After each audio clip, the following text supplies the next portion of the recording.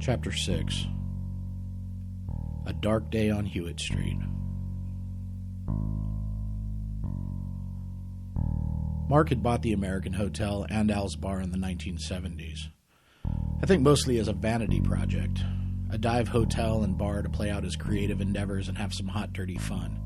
Listen to some live rock and roll.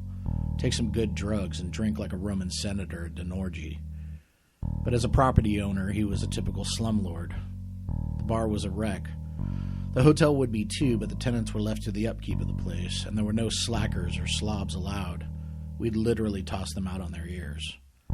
If some shit-ass scumbag left a dirty toilet or a mess in the sink and someone caught it, he'd get a knock on the door and would open it to see me, Ray, and Crow standing there with a baseball bat, politely asking them to mind their P's and Q's or pack up their shit and fuck off. And believe me, they listened and obeyed. The residents did as much as we could to make the hotel a home and a tight-knit community. We kept the hallway walls ordained in art that the tenants made themselves, changing it month to month to give everyone something new to look at. We'd have potlucks and hold holiday parties in the halls and barbecues on the patio behind the bar. We'd make it as nice, welcoming, and comfortable as we possibly could. And we made a good go of it. It was the people that made it what it was.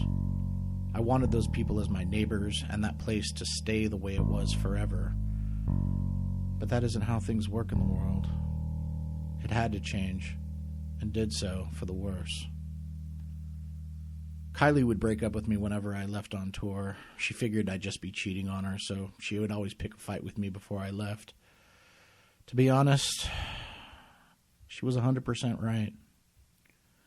I'm sorry, but there is just no way in hell I was going to turn down a hot girl backstage, sprinkling coke on her tits and asking me to sniff it off of them. I'm not that strong. I am a flawed vessel. So we were between breakups. Lourdes had broken up with her longtime boyfriend as well and was on the prowl, juggling cocks like a circus clown, no doubt. She started dating a guy from the scene called X-Ray, not to be confused with Ray, and called that because he had been a porn actor in both straight and gay X-rated films. He had moved into the hotel and was fitting right in amongst our ilk. He was tall, lanky, kind of goofy-looking, but fun and funny. He was constantly drunk, making jokes, busting balls, and looking for a good time. One night, we were all at a really wild party up in Mount Washington where people were dancing and taking off their clothes. X-Ray got totally naked, showing off his big dick to the crowd. I saw Lourdes' eyes light up when she saw it. She loved a nice big cock. She never found him attractive, but this showed him in a whole new light.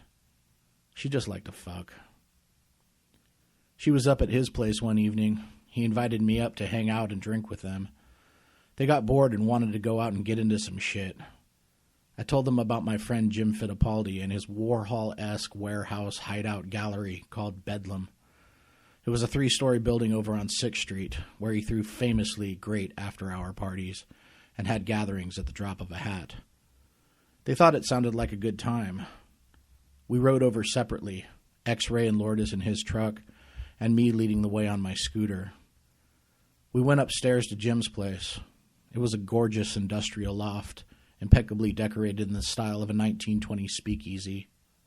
Jim was a suave and good-looking devil, always dressed to the nines, martini glass in hand, cigar clutched in his countenance and grinning slyly. He invited us in, but the place was uncharacteristically empty. Not that that ever stopped Jim. He got on the phone and started inviting people over for a row. People trickled in slowly but surely, and Jim and X-Ray knocked back cocktails and cracked jokes, while Lourdes sat on a red velvet couch across the room looking bored. She waved me over and whispered in my ear that she wanted to go back to my place and hang out, that X-Ray was annoying when he drank too much, and that she would rather just relax and talk in my room. I felt my heart racing in my chest. It pounded and throbbed to the point of making me dizzy.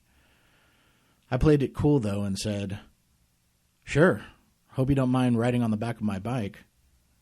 She shook her head no, and we were off.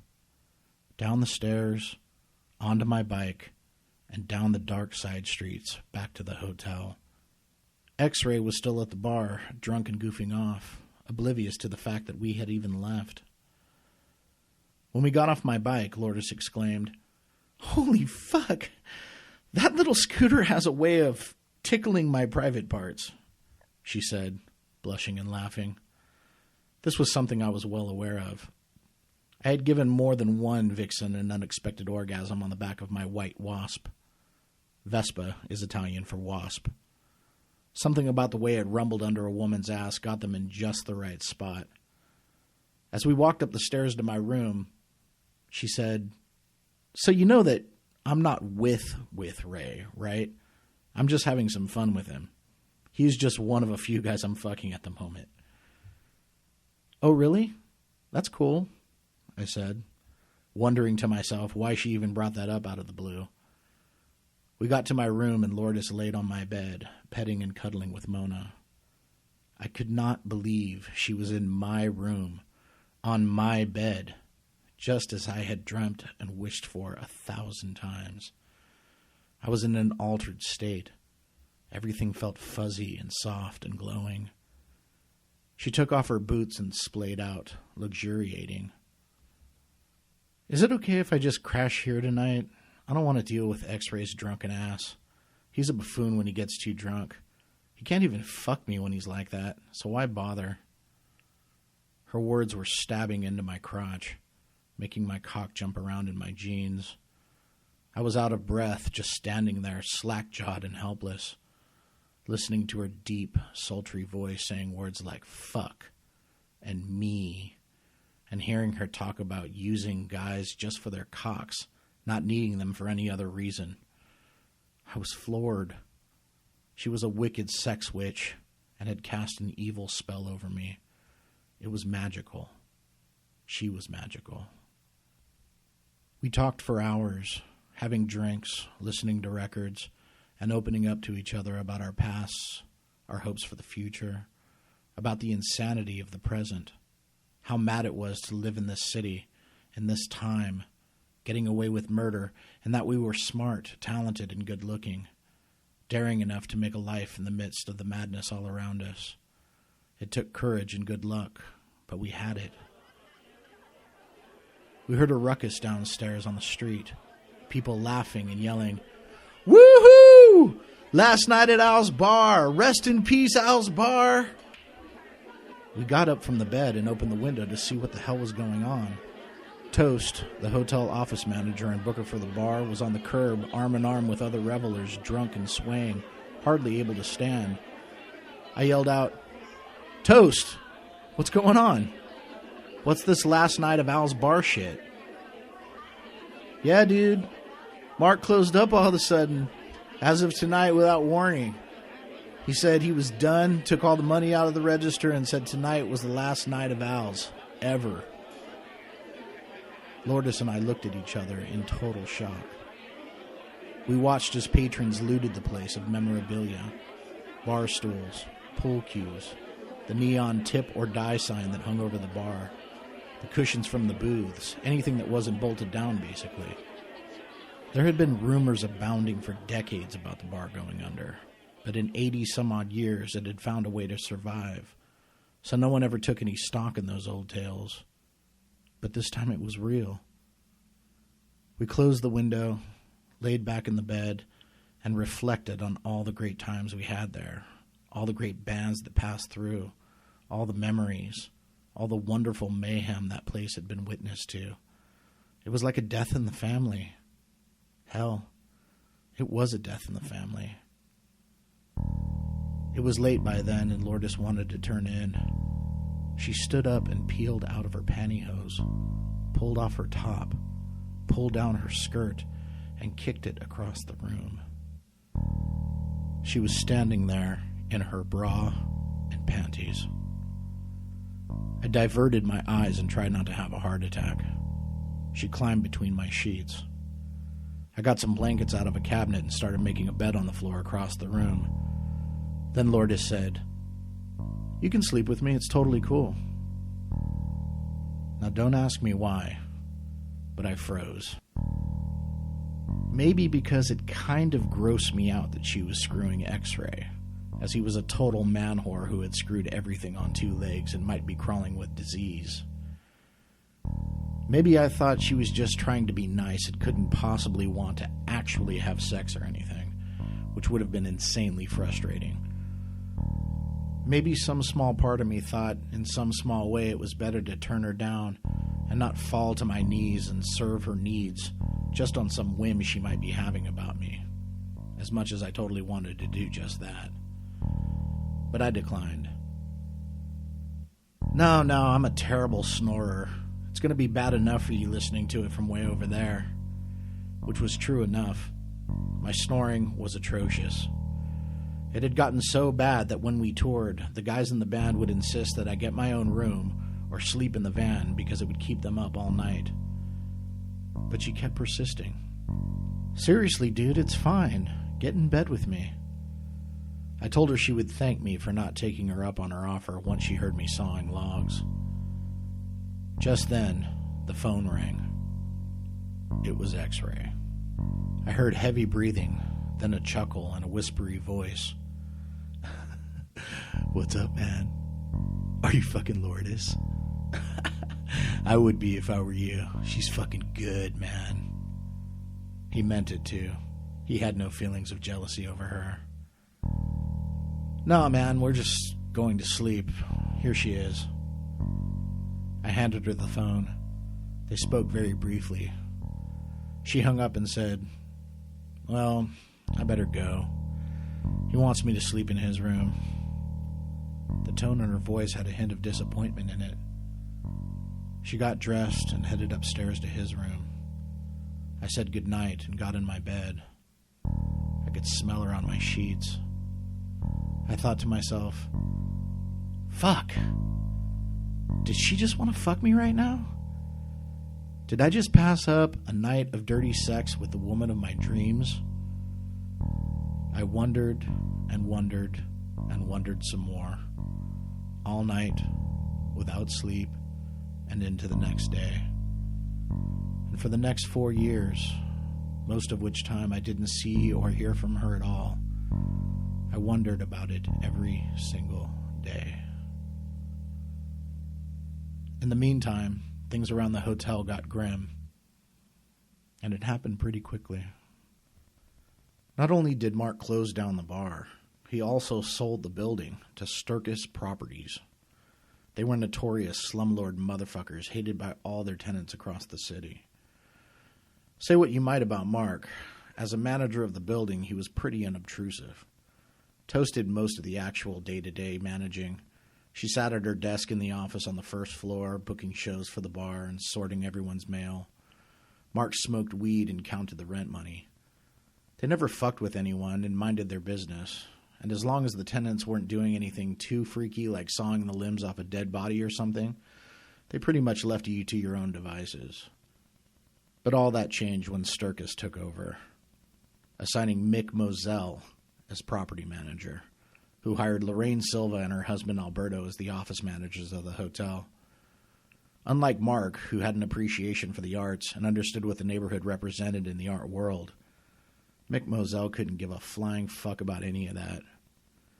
He saw the neighborhood and the hotel as just another shithole like the ones he managed in nearby Skid Row a few blocks away.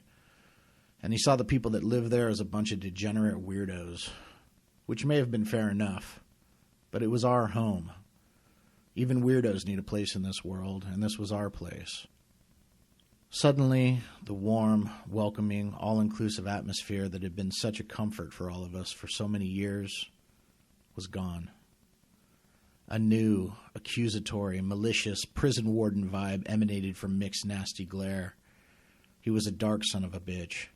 He had a pocked face, dark, sunken eyes, thin lips, yellow teeth, and a constant scowl on his face. He was tall and thin and never sat still. He stirred and paced and plodded like a hungry shark. I don't give a fuck about all this artsy shit. This place is going to straighten up and fly right or some fucking heads are going to roll, he'd espouse. There would be no more art in the hallways, no more parties, no more pixie lights strung over the doorways, no more bar, no more bands, or loud music of any kind for that matter. He even proposed putting a new lock on the front door that was opened with a keypad by entering a code. If you paid your rent on time, you got the new code for the month, but if not, you'd be locked out. An impossible thing to enforce, obviously, but that's where his head was. That was his general attitude toward the residents. He didn't want to get to know any of us, make friends, or even see us as human beings. To him, we were the scum of the earth. But we'd only have to deal with him once a month or so. The office managers were there every day and were evil in their own right. Lorraine and Alberto Silva were low-ranking employees of Sturkis Realty. They were tasked with all the dirty day-to-day headaches of managing properties higher-ranking managers didn't want to deal with themselves. The constant problem-solving, disputes with tenants, pressure from their higher-ups to strike fear into the hearts of residents who couldn't keep up with the rent, and regular use of methamphetamine to keep them focused on the task they were charged with had made them into bitter, selfish, conflict-mongering sociopaths. Alberto was a drug addict and a chronic alcoholic, his breath always reeking of tequila. He was from a poor, working-class family in East L.A. He had spent some time in county for petty crimes and public drunkenness. He definitely did not wear the pants in their marriage. Lorraine was the dominant one of the two. She was from a wealthy family in Mexico City and came to Los Angeles with dreams of being a big-time real estate mogul. She lived on the west side and only dropped in once a week or so. She made Alberto move into the room next door to the office where she felt he could keep an eye on things and lord over everyone's activities at close range, which I think suited him just fine. He probably couldn't wait to get away from that horrible cunt and have some fun with the freaks in the hotel. He started visiting the drug hole in the corrugated fence across the street from the hotel every day and began smoking speed on a regular basis. This made him paranoid and delusional. He would be seen in the hallways late at night, wandering from floor to floor with a .38 Special shoved down the front of his pants and wielding a machete. The vibe around the hotel quickly became cold and tense. The management had alienated the tenants so severely many had up and moved out. Alberto started renting the empty rooms to transients, squatters, and families with bad credit or evictions who couldn't get housing anywhere else. He wouldn't even make them sign a lease or put down a deposit. They would just give him $200 and he'd hand over the keys. If there were no rooms available, he'd let them squat in the laundry room. You'd go down to do your wash and would have to step over sleeping bodies to get to a machine. Then you'd have to wait with your load until it was done for fear of leaving and having them steal your clothes. The warmth and trust, the feeling of family and community was all but gone. The sounds of joyful celebration and music that would come up through the floors from the bar below were silent ghosts now. There was a sense of forlorn and absence. The scum that Alberto rented to gave off a scary vibration. Lost, insane, desperate, cutthroat losers with daggers for eyes, used to predatory, prison politic behavior. No one left their doors open anymore. Some people even went so far as to install extra padlocks just in case. It was frightening, especially for Ray. Ray was not a tough guy. He was wily and scrappy as they come, but not a fighter.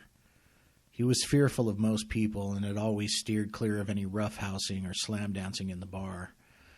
He preferred to chase women and grow his weed and work on his scooter.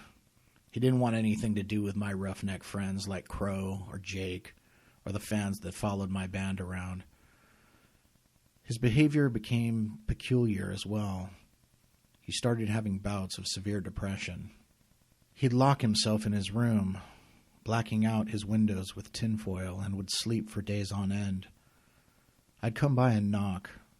He'd take a while to answer the door. He'd let me in, and I'd walk into the darkness of his room. There would be dog shit all over the floor from his Chihuahua rooster, and the ashtrays would be overflowing. There would be big, empty cans of Foster's beer all over the floor and under the bed. I'd try and get him up and get him to come downstairs for some coffee. He'd just lie down and fall right back to sleep in a matter of seconds. He'd come out of it eventually, and I'd see him sitting in front of the general store, smoking a cigarette and drinking espresso. He'd seem distant and not fully awake, like someone who just rose from the dead. His once quick and biting wit and humor slipped away slightly. He started feeling paranoid. He bought several knives and a little subcompact pistol and made a slapjack out of gaffer's tape and a roll of quarters and carried them around in a little camouflage satchel everywhere he went. He had always done well with women and had plenty of them around, but he got stuck on one in particular, and for good reason. He met Vivian at the general store while they were both buying cigarettes. She was tall and lean, dark hair and eyes, olive skin, very beautiful. She smelled lovely and had impeccable taste. She worked at a lingerie shop in Hollywood called Agent Provocateur, and per Ray would model sexy bits of silk and lace for him on a regular basis. She seemed to brighten his mood for a while, keeping him busy with dinner dates and weekend shopping sprees. She deplored, as most women did who weren't used to the hotel's accommodations, having to shit and shower down the hall, especially with the creeps that were occupying the hallways at that point, and would pester Ray to find a new place.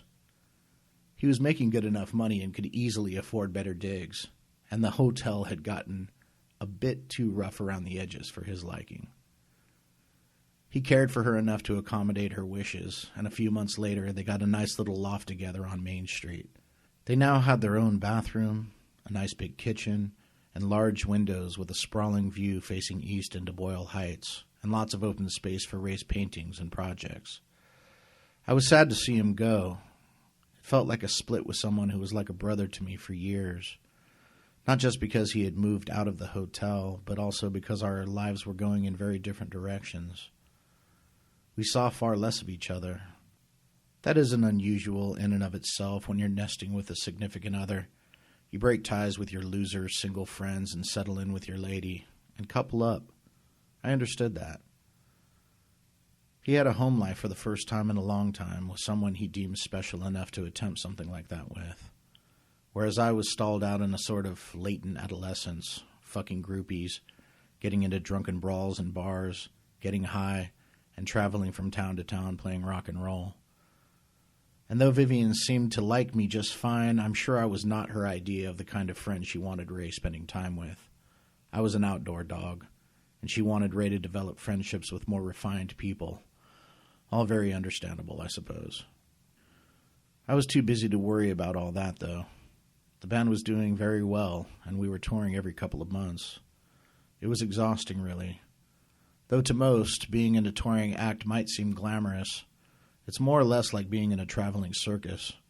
A bunch of smelly, sweaty guys, drunk and stoned, piling into a van that may or may not get you to the next gig, eating terrible food, getting very little if any sleep, and risking your neck driving on treacherous highways in terrible weather. Of course, it was still fun, and the fans were great, always excited to take you into their towns, to the best places to eat, the best bars, the coolest clubs and hangouts. The women excited to see a new face, especially one with a guitar slung over his shoulder, cranking out some hard-rocking music. We were treated like heroes, and to the best of everything they and their towns had to offer, and to be honest, it was always a real honor. They made it all worth it. We had an ideal route up and down the coast, short drives between towns with big crowds and good money. We'd start in San Diego, playing the Casbah Club in downtown. The airport was located just west of the club, and planes would fly right over the place so low on final approach that you could throw a rock and hit one. Then we'd make our way back up to play a few shows around Orange County at Linda's Doll Hut or Chain Reaction. Chain Reaction was an all-ages venue. All-ages shows were good for selling merchandise. Kids had expendable cash and loved buying T-shirts and CDs. Then back home to Los Angeles, playing the Key Club or the House of Blues, sleeping in our own beds to save money so as not to blow it all on hotel rooms. Then we'd stay with our dear friends and road dogs, the Dead Billies, who lived in Santa Barbara. They were a family band, as in the father, Bobby, was the lead singer and rhythm guitar player. His wife, Heather, was the bass player and co-lead vocalist, and their two sons played lead guitar and drums. We'd play a couple of gigs in some bars there. After the show, Heather would make spaghetti, or we'd barbecue in the front yard and drink and sing old country dirges until the sun came up. Then we'd make our way up the 101 freeway north, over the blonde rolling hills of tall, wild oats, Fillory, wild mustard, wild radish, foxtail, and burr, along the coast, past Pismo Beach and Morro Bay, up past King City, and the verdant, fertile hills of Salinas, into Santa Cruz. We'd get drunk and wander the old boardwalk there, flirting with girls, riding rickety wooden roller coasters, and playing video games in the old arcades. We'd always destroy in Santa Cruz. The fans there were a wild bunch. Bikers, punks, psychos, greasers, all mad as hell, tired from hard-knock jobs, rough-and-tumble lives, drunk and ready to rock. From the very first chord struck, chairs and bottles and bodies would go flying through the air. It was grand. The next day, we'd climb into the van, tired and hungover, and drive the 75 minutes up to San Francisco. We'd stay in Oakland with a motorcycle club called the BP Psychos. BP stood for Barley Pop, a.k.a. beer. They were kind of a farm team for the Hells Angels. Their clubhouse was just down the road a spell from the Hells Angels Oakland chapter. And talk about a wild bunch. The BP Psychos were the pinnacle of all things mad, wild, and free. They were the real deal. Good old American boys who liked a bit of bashing, drunkenness, debauchery, and a good dose of chaos. We'd stay at their clubhouse. It was a loft building that used to be a Dutch boy paint factory off San Leandro and a mostly industrial part of Oakland just over the bridge from the Alameda. The place was wall-to-wall with shotguns, choppers, a heavy bag, pit bulls running about, a stage built against one wall that had a Confederate flag hung above it, and a soda machine filled with cans of Pabst Blue Ribbon. They had a cabinet chock full of homemade weapons like baseball bats bristling with rusty nails, and chains with padlocks fixed on the ends, and a tire iron with one end that had been sharpened into a vicious point. They were no joke. A big crowd of various car clubs, squatter punks, bikers, freaks, skinheads, all sorts really, would gather at the stage, and the place would go apeshit. The BPs would literally be swinging from the rafters. They had big ropes, the kind you used to tie a boat to a dock, which they had tied to wooden beams along the ceiling, and would swing from the upstairs loft balcony over the crowd slam dancing below, and would drop down with elbows and pile drivers like wrestlers on TV. They'd bash chairs over each other's heads, bleeding and drunk, pouring ice-cold beers over my head while I sang. We'd rock and rage and scream and dance all night long. The next day, we would play Berkeley at the 924 Gilman Street Collective. Bands like Rancid and Green Day had gotten their starts there and had practically helped build the place from the ground up. It was a totally DIY kind of place that the kids in the scene had built and maintained in accordance with true punk rock ethos. The place would be packed with spiky-headed teenagers, stoned and happy, bouncing up and down to our music. We'd go to backyard parties after and smoke good Northern California marijuana and drink gin with some beautiful Berkeley punk rock girls and their friends. The next day we'd play in San Francisco, usually at a club called the Parkside, or the Pound SF, with a bunch of other bands in front of huge crowds, 1,000 strong. We would often take a day off after that and explore around the city, taking in the inexplicable beauty, the food, the bars, the people that make it one of my favorite places on earth. We'd head further north then, stopping for a final California show in Eureka, about 3 hours from the California-Oregon border. The next day crossing over into Oregon, into the dense, damp rainforest of the Pacific Northwest. The sun could barely peek through the foliage as it sat in the west, obscured by ferns, tall pines, and gray stone cliffs laden in moss and mist as we rode along in its vast expanses.